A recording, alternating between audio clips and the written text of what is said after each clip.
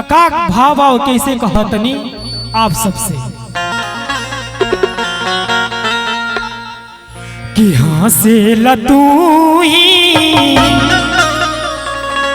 हंसावे लतू कि दर दर के ठोकर खियावे लतू हंसे लतू हंसावे लतू हंसे लतू हंसावे लतू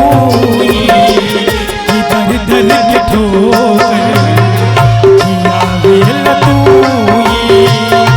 दर दर के ठोकर